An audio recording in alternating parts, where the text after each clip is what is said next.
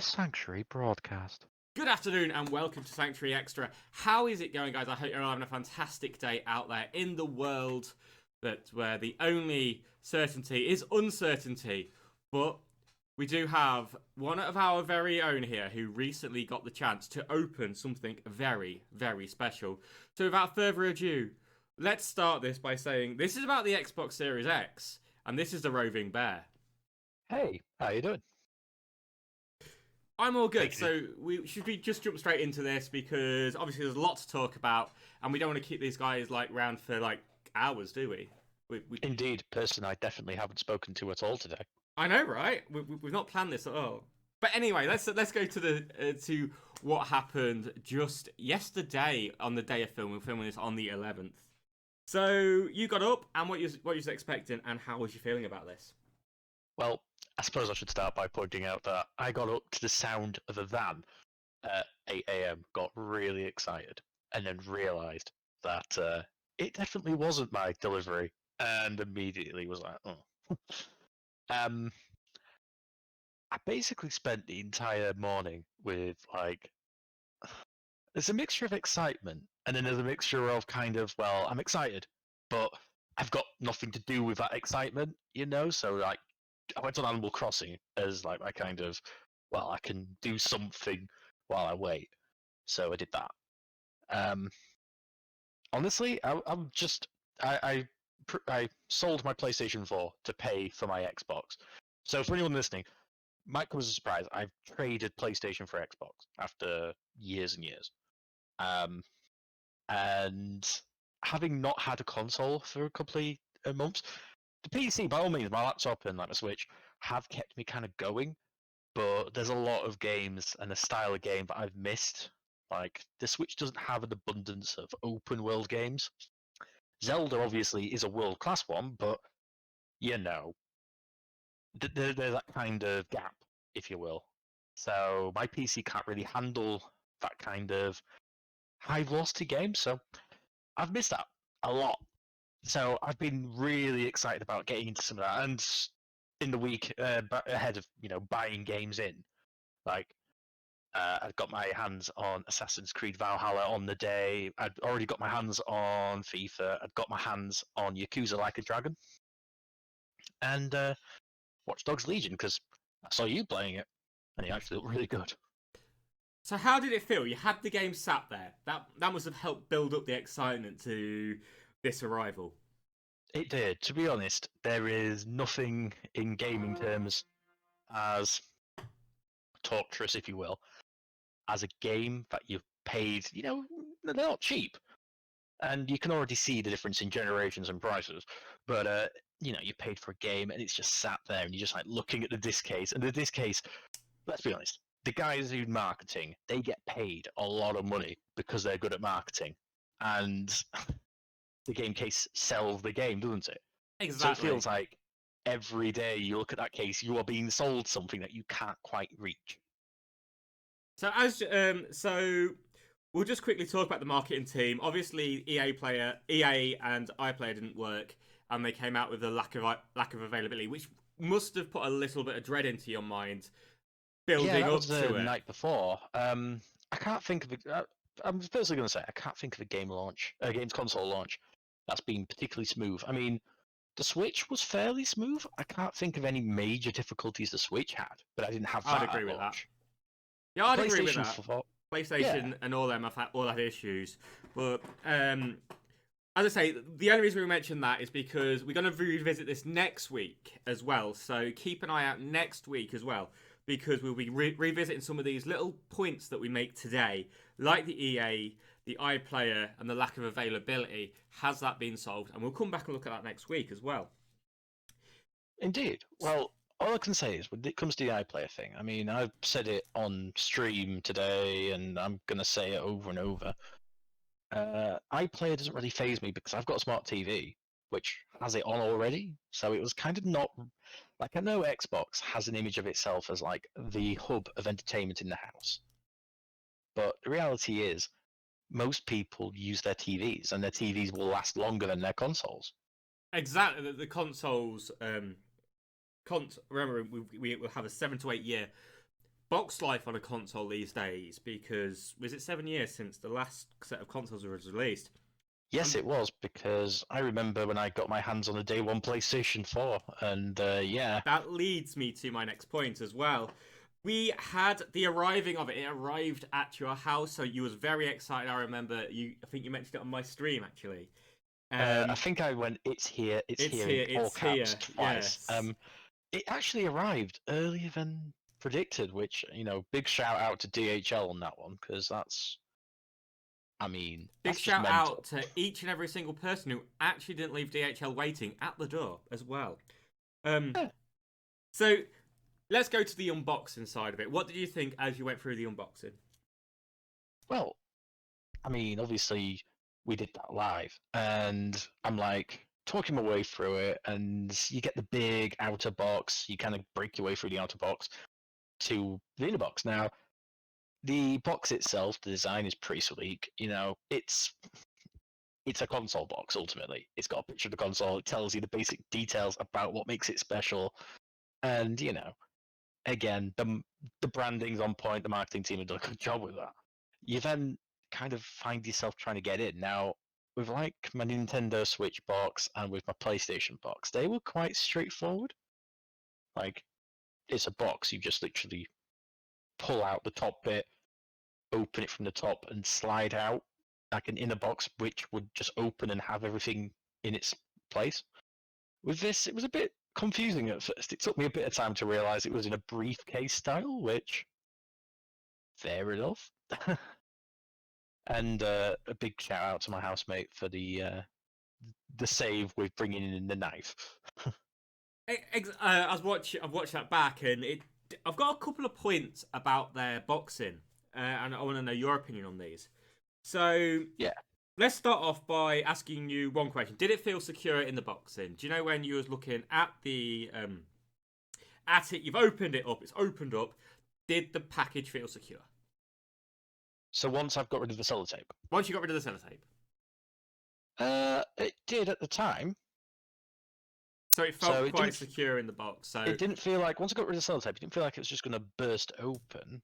But I imagine the weight inside would have probably led to that. So I can understand the idea of them putting sellotape. There was a lot of sellotape on the box, no, which my was a point bit. was going to. We all know delivery companies, not mentioning any names here, who are a little bit less neat with how they handle packages. Do you think it would withhold like any of that kind of rough feeling? So, for example, maybe a parent put it in the back of a car awkwardly, or so did it feel secure enough for a parent to be put in the back of a car quite awkwardly? Yes, I think as long as you didn't put anything massively heavy on top of the box, anything sharp on top or below the box, and you didn't like, how can I word this best? You didn't just treat it like a sack of potatoes. Then yeah, I think you have a pretty secure product there. The guy who left it for me placed it on the floor, knocked on the door, I picked it up and brought it in. So fair play. I don't think the box in particular. I don't think the product had any damage or anything, and doubt it was going to get any damage from that. Exactly. That's Yeah, like reasonable how they did it. They delivered it well. I'm just saying some companies don't deliver it as well. Would you be a I little bit agree nervous? completely, and I know exactly what you're inferring and who you're inferring. Yeah. So it's generally well packaged within the whole fact that it's quite well secure in there. Yeah, yeah, yeah. And the thing I really thought when I saw you open it is the packaging really did on the outside and the opening up of it really did represent that it was trying to sell itself as good value for money. Do you know, like when you go and buy a ring, for example, they will hold the thing out in front of you and they'll present it in a certain way. Yes, they did a great job with that. Once I got past the immediate annoyance that, oh, this is not being an easy box to open. Well, you get in the box, and the way it presents itself then is like of a product of quality. I mean, and the environmentalist in me, if there is one, would say, okay, there were a few things in there that were a bit unnecessary, but they're doing it for the image, and to be fair, it did make the occasion a bit more special, which I suppose sounds a bit sad, but buying something that comes once every 7 or 8 years and opening it up, it is a bit of an occasion, isn't it, really? Exactly. It's a big occasion to the gamer. You're picking up your console that will be your only console for to be your Well, only console for it 7 might be your only years. console. Yeah, exactly. That's the idea. Is what they want you to do is make that special feeling there. And I think they did a really good job until I saw they put it in a bag. That's the bit that I was referring to as a bit unnecessary. Because it felt like it was a sleeve that you had to kind of gently like take off it, which I felt was a bit of a weird one. But you know, maybe It's they were wanting to protect the cosmetic it's like look. saying we are really proud of this product and what it can do and want to make it feel really special But you want to cover it with a bag so you can't see it straight away. because we're not proud of how it looks. Right. So how it looks. I mean, I guess that brings us on to how it How it looks. looks, yeah. So I get that people have been taking the piss and calling it a fridge. Yeah, Yep. that is the joke. I know that there are a lot of people that were a bit disgruntled that it's not green LED lights, but actually it's green paint Okay. on the top. So you know Oh. the vent at the Hmm. top, the circles. That's not lighting. That's just paint. Oh. I thought that was. Yes, everyone did because that's the way it was presented. And if you shine a light at it, it does have a green glow. But again, I digress. But when you take that out of the equation, like right now, I'm looking at it in my living room. I've got it next to my TV, and the first thing I can say is it fits the scene naturally. It feels like it feels suited to where it's at. It looks the part. Now, the PlayStation 5 does look quite futuristic, and I don't want to dig on that. But it also, I don't know how that would look in relation to everything in here, just because it does look like the Yeah, shape of it makes obviously it look. there is an aesthetic thing to it, and in some houses the PS5 will look better, in some houses the Xbox will look better. Indeed. Uh, In this situation, I think the Xbox it looks perfect where it's at. And I know, again, it's not the most inspiring design. It is quite literally a black kind of box, if you will. it feels like they've just gone, we're going to make a box, and then gone, right, we'll put. Oh. But it fits in some houses, in some styles of houses, it will really, really fit. And to be fair to them, the design of the product means that they've put little things on one side so you can lay it on its side. They've put things on the end so you can do what like I've done and lay it upright, as apparently it's supposed to be done. I Yeah, I'm mean, guessing it's supposed to be right because it would release heat at the top. Then I'm assuming that's what the it top's for. sucks heat from the bottom and brings it out the top. Apparently, there's like a 360 vent at the bottom, which just all the kind of cool air comes in. So let's move this on now because we are on the verge of getting waylaid here. Oh yeah, And we don't want to. The we first always do. play, right? The first play. So let's start off by some quick fire questions. Was it easy to plug and play? If you wasn't streaming, this is. As in to set up. Yeah. Yep. So plug it in. Can you play straight away? I know you can't these days. But you've got to download stuff. So But I have both a disadvantage and advantage. Disadvantage, I didn't have an Xbox before this. But advantage, I did have a Microsoft account. I literally turned on the machine. The machine went, right, do you have a phone on you or an app? I did. We're going to do the setup via the Xbox app on your phone. I was already logged into there, so it already picked up on me, answered a security question. Right, this is your Xbox. Let's go through the details together on the Xbox screen itself. I appreciate there was a while during that stream where people can see that, but that's what was going on. Was a lot of security stuff. yeah. Yeah. So once it done that, it took about 10, maybe 15 minutes tops, where it was just like loading up details and setting up the initial, settings for the console, and then we were into, I suppose, the dashboard. We'll get onto the dashboard in a little while. In terms of plugging in and play, if you want me to tell you from a streamer's perspective, Yeah. right, I can't tell you what the previous Xbox was like, but I can tell you what the PlayStation 4 was like. PlayStation 4 was very much you pressed the share button to broadcast to Twitch when you've got Twitch set up, and it was just legit. Is what would you like as your title? What would you like as your category? Are you happy with the screen you see? Go.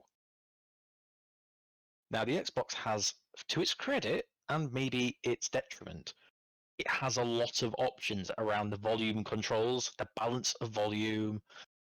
Uh, is this the title you want? Is this the thing? It, however, doesn't really tell you if it's not working. And as we found out on day 1 and day 2, we have had a few hiccups. Thankfully, we seem to have kind of got through them as we progressed today, and we were able to actually give you like good video content which you could see, and you could hear my voice, and more importantly, like the first day, you could actually hear the game. I'm going to throw something in there, which is why I think Xbox have a better system. Yet I don't think it might not work as well with Twitch as its go-to. Was when they first made the Xbox and all their software, was they still 100% in with Mixer? I think you're probably right there. Mixer only stepped out of the equation a handful of months ago. What must have been 2 or 3 months ago when Yeah, I Mixer think they pruned their announced. lot with Yeah, Facebook. And I think obviously at this point, I'm sure the Xbox already had something with Twitch before this, because obviously we know people who use Xboxes to stream, but they might have put more emphasis on that a pre-existing relationship as a result of Mixer, and they might have had everything geared up for Mixer, and then obviously that's out the question now. because you wouldn't want your biggest competition to have as good app as as what you've currently got. So you'd make it a little bit more difficult to set up and to run. Whereas the Mixer app probably ran better than what you experienced. Whereas they kind of then had to go, oh, we've kind of got issues here because we've now got to just rely on Twitch as a whole. Yeah, That's me I just can't putting disagree out with my that. opinion on that one. I can't disagree with that opinion. I think there is something there. That's not to dismiss the app, because I think that getting used to the app, I mean, it's not as good as a PC for streaming. Let's just get that Oh, straight. I consoles don't think never will any be. but this one does go a little bit further in terms of the ability to really get into the details of the stream, of how you stream, and to say, right, the volume controls. So, for example, you're not having to change the volume in a game, or you're not having to change your mic through settings. It's just there on one screen. So that, I think, is to their credit. And I'm certain as, patches come in and out for the things, we're going to see some improvements. But yeah, I will give them credit for that. Doesn't Oh, make it the easiest to use, but yeah, and obviously we'll get to the games now, and I'm guessing most of your games have patches because it's 2020 and every game ever released since 2016, 2015 comes with a patch on day one. it does. However, some of the games come with something else. Now, as an example, I'm just going to go on because I've got it turned on right now because now, why would I turn it off? Um, so I've got in front of me right now my games and apps library, yeah? Yeah. And there are a number of games on there which have 2 versions of themselves. So I bought FIFA, which not only has the original FIFA, but Yeah. it also now has the XS optimized version. And that means that you don't just download the game and the patch. As soon as you finish downloading the game, it then downloads an optimized version of the game. So you're kind of downloading 2 games and patch, if you will.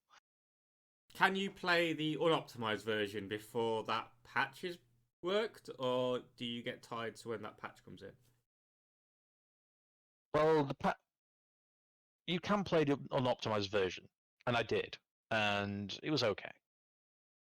Like, I mean, this is probably going to be the least reviewery thing ever said, but it's a FIFA game.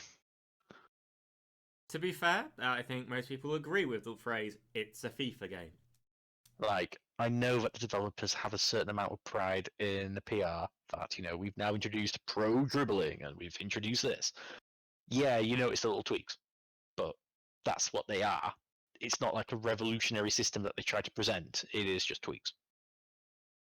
But having played the old version on PlayStation 4 and moved over to this one, and yeah, graphically speaking, for a starter, it does look better. Now, that wasn't to say I didn't notice that whilst I was playing the game during the patch being downloaded, there wasn't a couple of moments where there were frame rate drops, because I did spot that. Okay.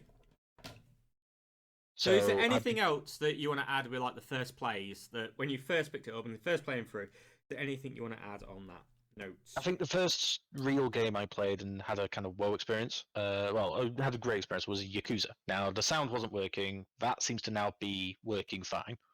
Yay.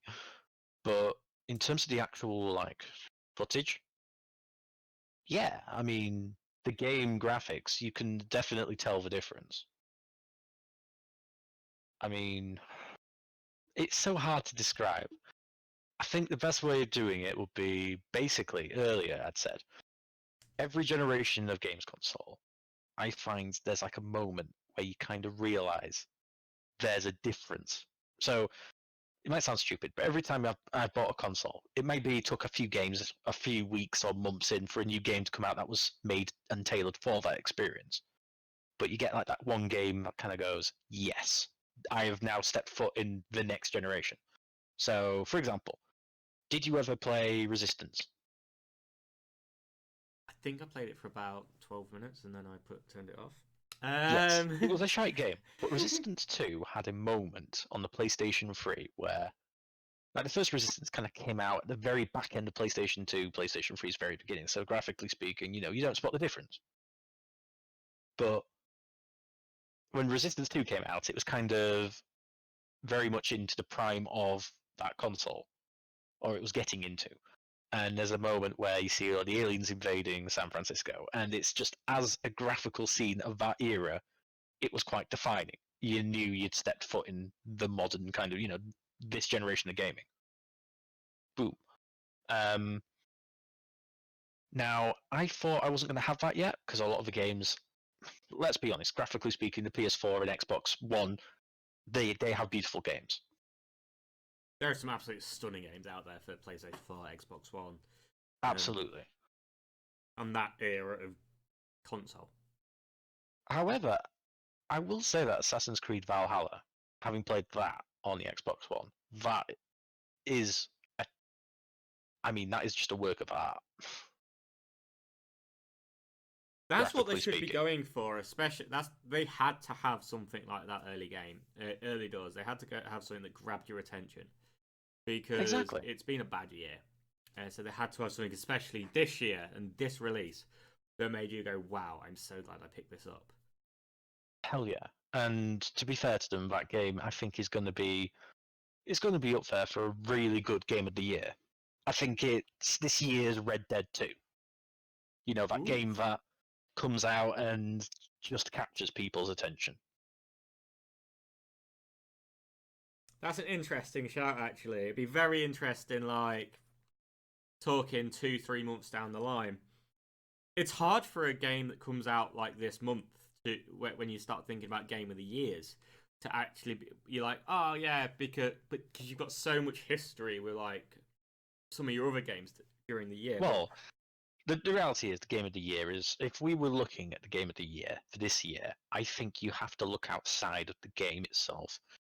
And if you do that, there's only one winner, and it's Animal Crossing. Exactly. We'll be talking about that a little bit more in future episodes as well. Indeed. About what Game of the Year is and things like that, because there's a few arguments in there. Absolutely. What I will say about the games that we're going to be playing, and I'm going to be testing out this, as you know, I've got Game Pass, which, I'm going to be honest, I think that was what sold the Xbox to me probably the second most. We all know the first most. Yes, the first most is having the people to play with, or person to play with. But when it came to what is the difference between Sony and PlayStation? If you take the people you play with out of the equation, what would sell you the console? Well, Sony would say it's exclusives, yeah? Yeah. Now, don't get me wrong, they've got a load of great exclusives, and I'm a little bit gutted I never played Spider-Man. But the other exclusives, Persona aside, which, I've made it no secret how big a fan of Persona I am. Exclusives aside, there wasn't anything that grabbed my attention. Xbox didn't really have that many exclusives, but what they did have is they had a Game Pass that was not only comparatively cheaper than the PlayStation Now, it had more games on it. And one thing I'm trying to say basically here is I have played, as a result of Game Pass on PC and now Xbox, Sea of Thieves, Grounded. I've played a little bit of Halo, I've played a little bit of Forza, and these are all games that have been optimized The by. one that's interesting here is Sea of Thieves, because we played it earlier on. Uh, Yeah. and as we start to wrap this up, we'll finish off with Sea of Thieves. Did you see a difference in Sea of Thieves, or Yes. Visually. Playing the Sea of Thieves before, there were a number of things, a number of moments where you'd spot a little bit of like, it was a bit intense on the graphics, and you could see that sometimes there was a frame rate drop, sometimes it was a significant one. This time, it not only ran smoothly, but like the lighting has improved, the coloring. There's a bit more of a gradient now. There's more colors in the game. The lighting. I know I've said the lighting over and over again. I'm trying to find the best way of describing it. there was a But moment where you was like, there was two shiny things in the sea. yeah, that threw me. No, there wasn't. The sun was shining on the sea, and it done it in such a degree where I genuinely thought there were two shinies. And there was only one. But like the night sky already looked impressive, but when you add the extra detail, the extra pixels, the extra coloring in there, and then that little bit of added backlighting, which you can just about tell at night, because it does make it a little bit brighter, So, it just looks incredible. And as we're talking about this, I just want to say I've just found out something a little interesting, which I'm looking forward to testing. what you discovered before we wrap this up with a shit sandwich review? Now, as we know, Xbox couldn't release with Halo. They couldn't, no. Now, I don't know if this was meant to happen anyway, or if this is as a result of that, but Halo the Master Chief Collection, which is on Game Pass, is being optimized next week and being released next week. Interesting. Well, So, in theory, I will get time to try it now, and then again once it's been optimized, and I'll give you a better detail of whether there's any significant changes. that sounds pretty good. And let's end with this, though. If you was to get to stand in front of all the people who designed this new Xbox, and you had to give them a shit sandwich review, how would you phrase it? So, are we saying good, bad, good? Good, bad, good. Okay. Good thing I would say is if you wanted a device that wasn't just sleek, but also acted as the perfect sales pitch for the Game Pass system, I don't think you could do better than you've done. You've topped it. It's definitely it can handle what you throw at it. And at the moment, given that I'm downloading a massive load of games from Game Pass, not only is it handling that very well, it's showing exactly why it's perfect for that. A negative thing, I would say, is I've come from PlayStation and I've used Switch. I would say the dashboard on these consoles is less cluttered and less complicated than it was for me as a beginner. Embarrassingly, yesterday it took me must have been 10 minutes before I realized that I was in the store and not in the dashboard home area, if that makes sense. Yeah.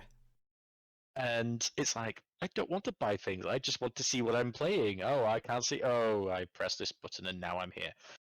Having said that, once you get your head around it, it's a straightforward thing. You know what to look for and you're doing it. But as I was brand new and I just stepped foot in the store without meaning to, I had no idea I was in the store.